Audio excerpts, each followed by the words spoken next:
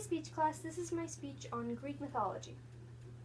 I've always loved the Percy Jackson series. It's a colorful series full of stories and characters that I absolutely love, and it fueled my passion for mythological research. However, the series as a whole kind of colored my perception of the Greek gods so much that it took me years of studying to figure out the difference between the original myths and my original fantasies. Love it or hate it, the Percy Jackson series has thrown the Olympians back into the public eye. Most of you know about the exploits of Zeus, the kidnapping of Persephone, and the affairs of Aphrodite meddling with men in the human world. Despite this, the Olympians are unfortunately not really accurately understood. They have become twisted and mutilated from who they once were to the people who first believed in them.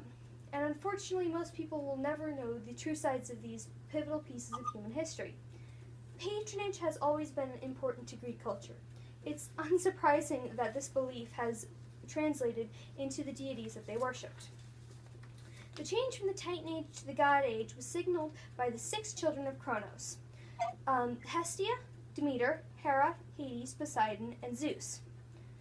The next 6 Olympians were all children of Zeus with various women: the twins Apollo and Artemis, Athena, Ares, Aphrodite, Hermes, Persephone, and Dionysus.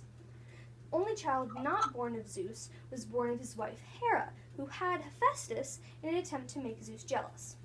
Now that you understand where they come from, you can understand how strong they are and how important they are to the people that grew up with them. First gods that you need to know are the big 3. Zeus, who is the youngest of the Olympians, and was named ruler of Olympus because of his act in killing Kronos, their father. He is also known for his many infidelities. He is the king of weather, fate, and justice. Poseidon, the second brother, is the king of the seas, rivers, earthquakes, and most notably known for being the father of the Cyclopes. And in this myth, the myth of Odysseus, he was father of one of the best Cyclopes. Hades, the third brother, is the king of the underworld. He is the king of the dead and riches of the earth, making him one of the richest gods. He's also most notably known for being married to the spring goddess Persephone. Next are the daughters of Kronos. Hera is most notably known for her jealousy at her husband Zeus's infidelity. She's the most powerful goddess, the queen of the Olympians, the goddess of woman and marriage, which would explain her jealousy over Zeus's infidelities. Demeter, the second goddess, is known for being separated from her goddess Persephone and that causing the seasons. She's the goddess of agriculture, grain and bread, and sometimes the trip to the afterlife. Hestia is known for being the eldest child of Kronos. Her most notable myth is her giving up her place on Mount Olympus to Zeus's son Dionysus. She's one of the virgin goddesses and goddess of the home and the sacrificial hearth. The second generation, which are mostly child of Zeus, as I have previously stated, starts off with Persephone. She is known for being the kidnapped wife of Hades and him making her the queen of the underworld. She's also known for being the goddess of spring growth, the underworld, and the afterlife. Artemis is most notably known for being the goddess of the moon and the hunt. She is the goddess of wild animals, children, maidens, and disease. Her most notable myth is her protection and jealousy over her maidens that she hunted with as her pack. The next goddess is Aphrodite.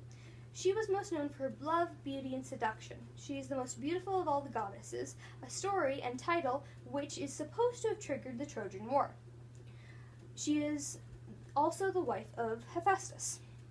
Athena's most notable myth is her competition with Poseidon for the patronage of Athens. She is the goddess of warcraft, heroism, counsel, weaving, and the creator of the olive tree.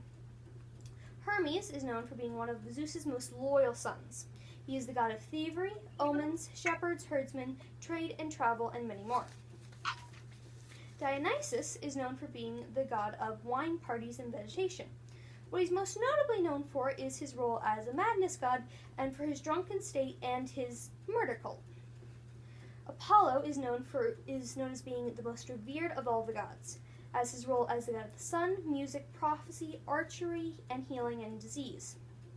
Hephaestus is known most notably for being chucked off Mount Olympus by his mother Hera, because of how ugly he was. This event ultimately crippled him. He is known for being the god of metalworking, fire, and all sorts of builders and artisans. He's also known for being the husband of Aphrodite.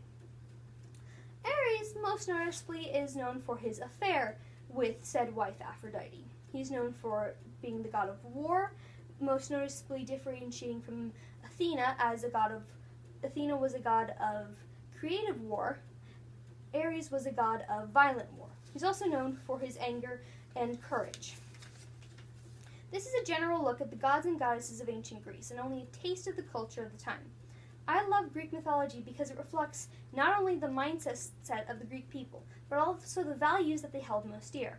I hope that this taste into the Greek pantheon will spark your curiosity and encourage you to further study the history and culture of these amazing people.